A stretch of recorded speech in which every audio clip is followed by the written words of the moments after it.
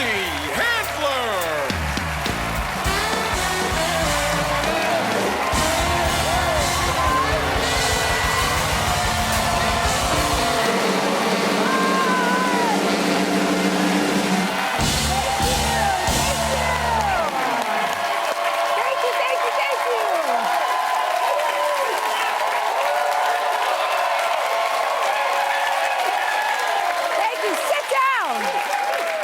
Welcome to Jimmy Kimmel Live, everybody. I am your guest host, Chelsea Handler.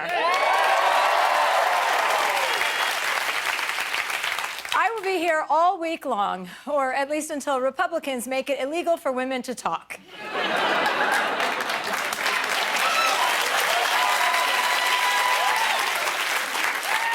Jimmy is off right now doing whatever the he wants with his body.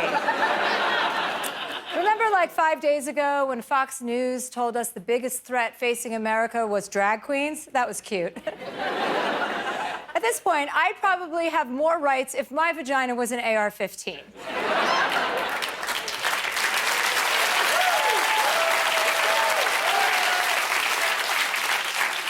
As some of you may have heard, the Supreme Court overturned Roe v. Wade on Friday. There were massive protests all across the country this weekend, and here in LA, too. Droves of Americans took to the streets, and even in the face of such adversity, countless women were able to turn their anger into some very creative posters.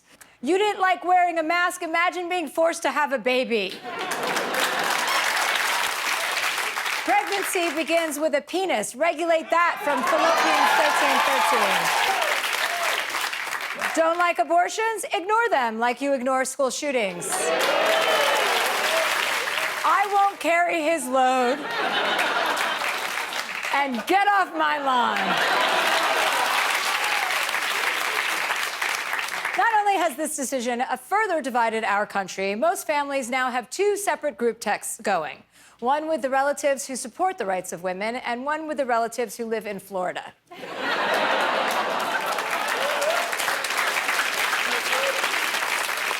A lot of women have been removing menstruation apps from their phones because if they get an abortion, they're worried law enforcement might use the data to track and prosecute them. I also deleted my menstruation app, but mostly because I'm on the eve of menopause. Guillermo, did you delete your menstruation app? My what? We'll talk later. All right. Friday's decision has made me a very strong advocate of the pull-out method, which is when you pull Clarence Thomas out of the Supreme Court.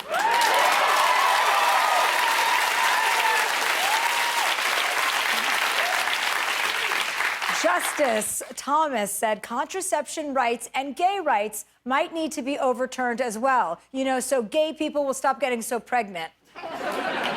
I was thinking to myself, who would ever marry a pig like Clarence Thomas? And then I saw this headline.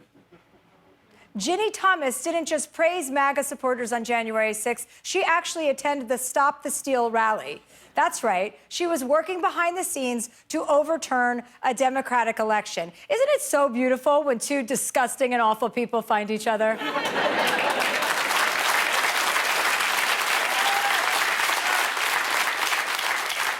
They are the ultimate abuse of power couple.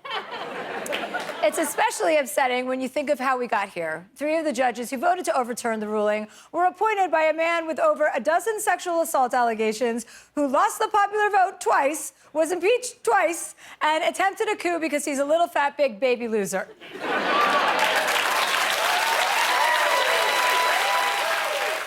We need to do something about this, and we need to do it soon because I cannot have Nancy Pelosi emailing me 500 times a day. Pelosi responded to the decision Friday by doing the most radical thing the Speaker of the House can do. She read a poem. A poem that she also read after the insurrection. That's called a whoopsie doodle, Nancy. We are facing the biggest rollback of American rights in a century, and she's searching her Gmail for that one poem that always fixes everything. And while Nancy Pelosi was doing a congressional poetry slam, Republicans were taking a victory lap and looking ahead to all the terrible things they can do if they take back the House in the midterms. None more so than Minority Leader Kevin McCarthy. If you were Speaker and House Republicans win the majority, what are some of the abortion bills that you would put on the floor? Well, first and foremost, I believe in saving every life possible. We will continue to look wherever we can go to save as many lives as possible. Just as long as that life doesn't need baby formula, affordable health care, or a place to learn without getting shot.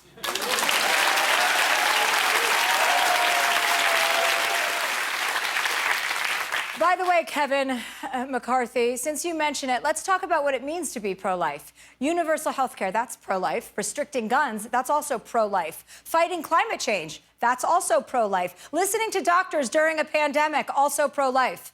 Not forcing women to give birth like livestock, pro-life. But your party opposes all of those things. Calling Republicans pro-life is like calling O.J. Simpson pro-wife.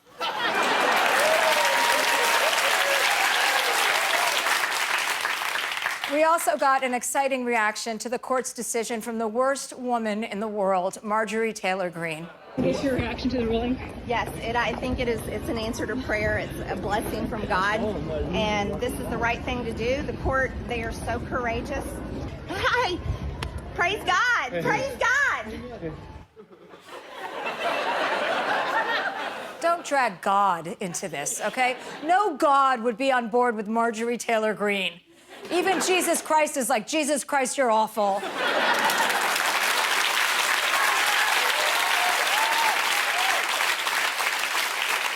And by the way, I'm speaking from experience on all of this as someone who had 3 abortions in high school. And if that sounds too extreme, let's pretend I had 2. Because here's the thing, this planet is a much safer place without me polluting it with my children. I'm responsible enough to know that we don't need any more pothead, Molly-loving alcoholics running around topless. I get that. Right, Guillermo? Right, Chelsea, I agree with you, yes.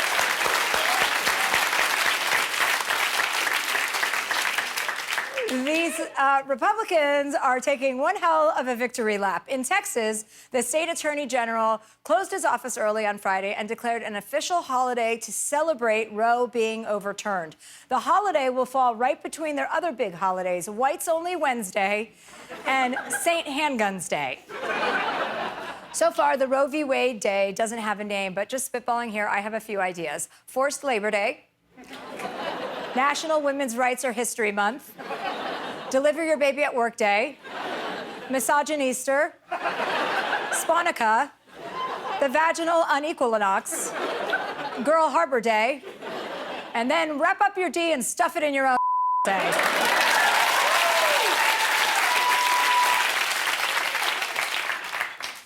In reaction to Friday's decision, a lot of companies announced they are covering travel costs for their employees who need to get out of state to get an abortion, including Apple, Disney, the U.S. ski and snowboard team, Starbucks, even Bumble and Lyft, which is the least they could do, considering Bumble and Lyft are often how you get pregnant.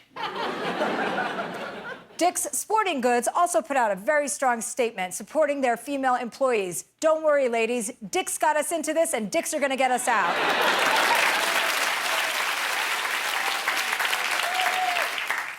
But the real victim this weekend was my boo, Rudy Giuliani. Did you see what happened to my baby? Rudy was at a ShopRite in Staten Island doing a campaign event for his son when he was accosted by an employee who was upset about the ruling. Fortunately, he lived to repeatedly tell the tale. It was a shock. The guy hit me really hard, knocked me forward about 2 or 3 steps. I got hit on the back as if a boulder hit me. And all of a sudden, I feel a shot on my back, like somebody shot me.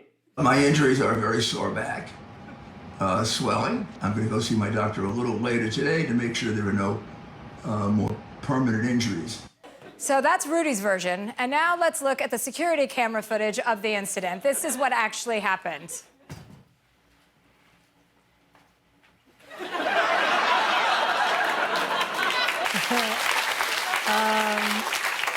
That was not a slap.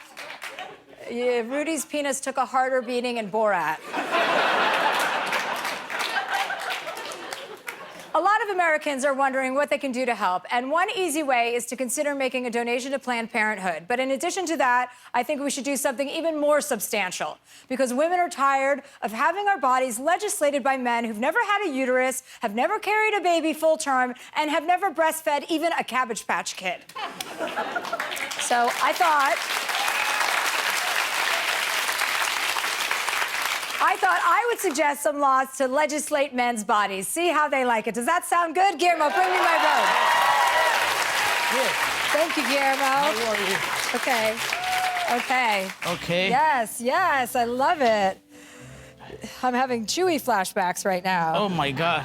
You're doing a great job. Oh, thank you. Are you? What are you doing? Fantastic. I'm doing great. Is this white part supposed to go around my neck? Yeah. Okay, here we go. Okay. Do you want me to help you zip? Yeah. Okay. Hold on. Hold on.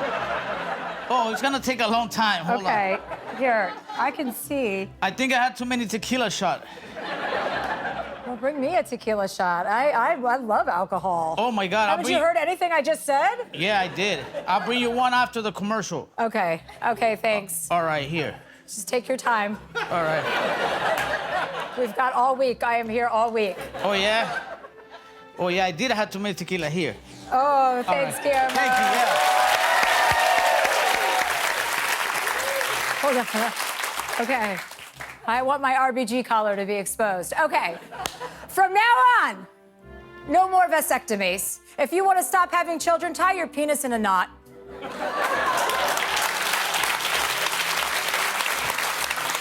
And if you can't tie your penis in a knot, you're not a real man anyway. If you get a woman pregnant, you have to wear a leash on your scrotum for up to 9 months and then breastfeed it.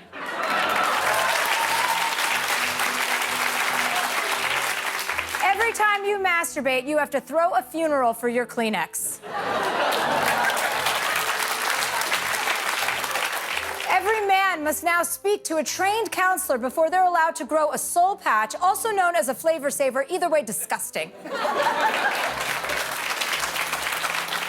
Your penis size will now appear on your driver's license. They will measure it in a freezing room in the back of a DMV. If you are a Texas senator who accidentally likes porn on Twitter, you must undergo a pelvic ultrasound to prove that you did not ejaculate.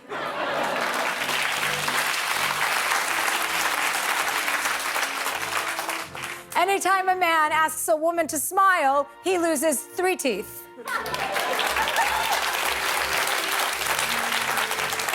Men now have to get bi-monthly butthole waxings just for fun. And lastly, white men don't get to vote for the next 150 years. Dun, dun,